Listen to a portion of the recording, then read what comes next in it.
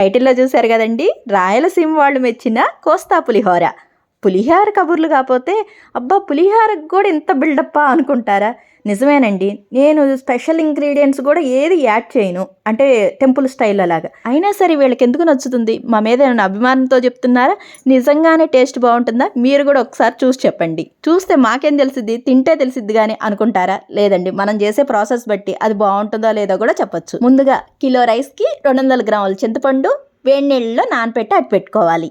అది చల్లారిన తర్వాత మిక్సీ వేసుకోవాలి. మిక్సీ వేసుకుంటాం వల్ల పని తొందరగా అయిపోతుంది.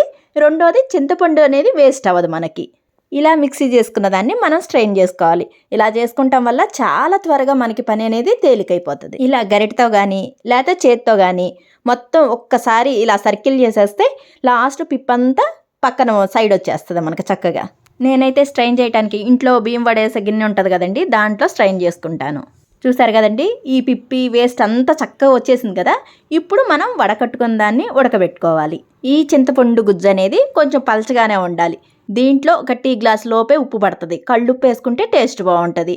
ఇంకా పసుపు వేసుకోవాలి, కొంచెం ఆయిల్ వేసుకుంటే త్వరగా కుక్ అవుతుంది. నేను రైస్ కన్నా చింతపండు గుజ్జు ప్రిపరేషన్ ముందు ఎందుకు చూపించానంటే, పండగలప్పుడు చాలా వంటలు చేయాల్సి ఉన్నప్పుడు మనం హడావుడిగా ఉంటాం కదండి. అప్పుడు ఏం చేయాలంటే ముందు రోజే తలస్నానం చేసి ఇలా చింతపండు గుజ్జు కనుక ప్రిపేర్ చేసి ఉంచుకుంటే మనకి పండగ రోజు హడావుడి లేకుండా ఉంటుంది. ఈ చింతపండు పులుసు దాదాపు ఉడికింది అనుకున్న తర్వాత ఒక 7-8 పచ్చిమిర్చి మధ్యలో ఘాటు పెట్టి దీంట్లో వేసుకుంటే ఆ పులుపు ఈ పచ్చిమిర్చికి చక్కగా పడుతుంది అన్నమాట. ఉడికిన చింతపండుని పక్కన పెట్టేసుకుందాం. ఇప్పుడు రైస్ తీసుకుందాం. పులిహోరకి సోనా మసూరి రైస్ అయితే బాగుంటాయి. ఇవి 1 అవర్ పాటు నానబెట్టుకొని ఒక గ్లాస్కి 2 గ్లాసుల వాటర్ పోయాలి. అది ఏంటంటే రైస్ కుక్కర్లో కానీ ఇంకా విడిగా వండినా కూడా అన్నం పొడి పొడిలాడితే బాగుంటుంది. పులిహోరకు మాత్రమే రైస్ వండుతున్నాం అనుకుంటే దాంట్లో కొంచెం ఆయిల్ పసుపు వేసుకుంటే అన్నం పొడి పొడిలాడితే బాగుంటుంది. అన్నం ఇలా ఉడుకుతూ ఉంటుందండి. పక్కన మనం తాలింపు పెట్టేసేసుకుందాం.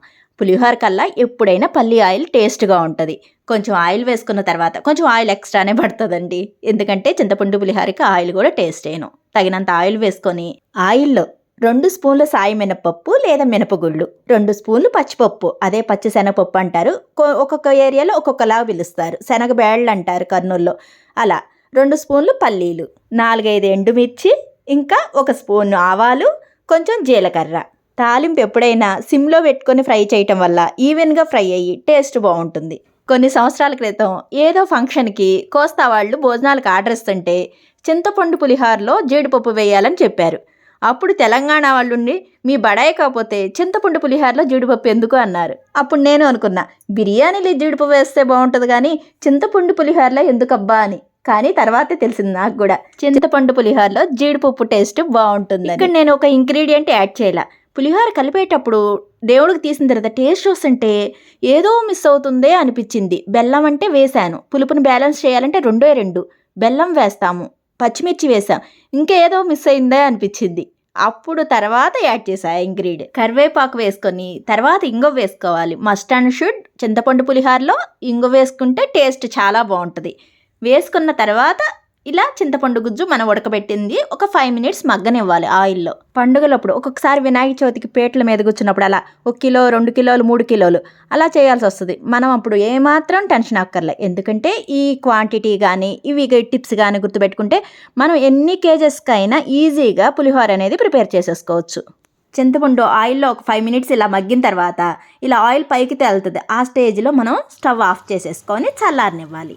ఒక వెడల్పాటి బేసిన్లో అన్నాన్ని తీసుకోవాలి. దాంట్లో పసుపు ఆయిల్ వేయాలి. దానివల్ల ఏంటంటే అన్నం ఒక మెతుకు అంటుకోకుండా నీట్గా పొడి పొడిలాడుతూ వస్తుంది పులిహోర. ఇలా పసుపు ఆయిల్ వేసి కలుపుకున్న తర్వాత చల్లారిన చింతపండు గుజ్జు తీసుకొచ్చి చక్కగా కలుపుకోవాలి.